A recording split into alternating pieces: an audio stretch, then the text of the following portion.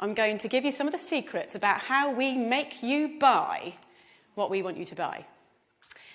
So as a marketer, when I'm first giving you a product, what's my job? Well, my job is to make you want it, to crave it, to need it, to think that it is the best innovation in food since sliced bread. But how do we do it? Well, I'm going to give you a really big example later that I'm going to break right down for you. But let's just start by looking at a few fun little things. So here we have Shreddies, an old favourite, been around for years, very popular in the UK and Canada. Without changing a single little thing about that product, they remarketed them, rebranded them as brand new diamond-shaped Shreddies. Food marketing genius right there. In the 1950s, there was a very important innovation in food. The instant mix cake, one of my personal favourites. When they were first brought out, all you needed to do was to add a little bit of water. Who's not going to love that? Well, actually, no one loved it. No one bought the bloody things. So they did a bit of research. And what they found was that the main consumer, the target consumer, the housewife, felt that it was cheating. They didn't want to pass off such an easy thing as their own baking to their partners, their husbands, their families, whatever. So what did the producers have to do? They had to make it harder. So now you had to add water and an egg. And sales exploded. But these examples, these are just chicken feed compared to what I really want to talk about tonight, and that is chickens and pigs and cows.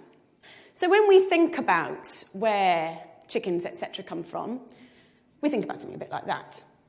That's also our instinctive idea, but we all know if we really think about it, if we think about it deeply, it's probably a little bit more like that. But that's a lot nicer. It's a lot more romantic. So how do we give you this impression? Well, there are 3 techniques that we use. The third of which is our secret weapon, and I am going to blow it for you tonight, so please stay primed for that. Let's look at technique number 1. Everybody believes what's on the label. So let's look at some examples. Some of my favourites, some of the ones I use all the time. I'll use farm fresh. I'll use 100% natural. I'll use butcher's choice. But what does that really actually mean? Well, truthfully, it doesn't mean very much. If we see that on the label, we feel a bit more confident. But let's have a look at what a farm really looks like. It probably looks like that. Now, this is a concentrated animal feeding operation. I'm going to run that past you again. It's a concentrated animal feeding operation. That's not going to look great on a label. Hence, we use farm fresh. Innovation number 2. This is what we use. We focus on progress. Intensive farming was born out of necessity. At the end of the Second World War, resources were extremely tight. Farming had to be by necessity very, very economical. And we've learnt from that, and we've built from that, and we're able to now raise more and more animals in smaller and smaller spaces. So we've got extremely good at it. If we looked at a room of about this size, and this were turned into a chicken barn, it's a 100-seat theatre, how many chickens could we probably fit in this room now? I'm going to say about 4,000. It's pretty impressive, isn't it? It'd probably look a little bit like that. Now, the public aren't going to be massively keen on that idea, and it's my job to make them feel a little bit better about it. So how do I do it?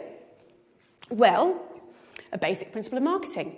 We use the right choice of words, and by using the right choice of words, we can make the conversation, we can focus the conversation the way we want it to. So we'll use an example like this. When you look at that picture, where is your eye drawn? It's drawn right to the middle of the page, massive letters, we've got strive to optimise. What we're looking at in the picture, in reverse, looks a bit like that, but this looks a lot nicer, because we're looking at strive to optimise. It makes us feel that there's progress. We feel good. So the challenge for the marketers is to make the public feel comfortable at what they're seeing. One of the side effects of intensive farming, of having so many animals in such a small space, unfortunately, is obviously disease, because you put so many animals into a small space, they're going to get sick. It is no secret that 50% of all the antibiotics in the world are used on farmed animals. So how do we make the public feel okay with this? How does that happen? My job. How do I do it? I use the language of innovation. So we're going back to our old friends at porkcares.org. And what they do is they say, as farming has become more efficient, veterinarians have incorporated new technologies and methods into practice. This makes us feel good. This is positive. Yeah? This is progress. And when we're then marketing to future consumers, we would perhaps use something like this. This is a colouring book. Pigs and pork. It's absolutely gorgeous. And what we're doing here is we're getting the children to focus on the fact that we're using innovation. So by bringing the pigs out from the muddy fields and into the clean barns, we're taking them away from all that nasty, dirty mud and all the diseases that are lurking there within. Positive. So on to our secret weapon. This is what we really need to focus on. So these two techniques alone, they are not going to work. We need a secret weapon, number 3. It is actually in this room right now. Secret weapon!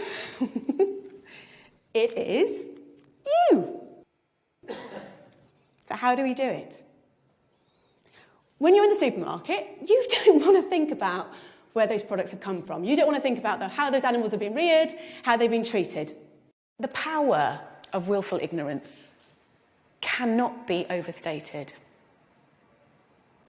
This is systemised cruelty on a massive scale, and we only get away with it because everyone is prepared to look the other way. Thank you.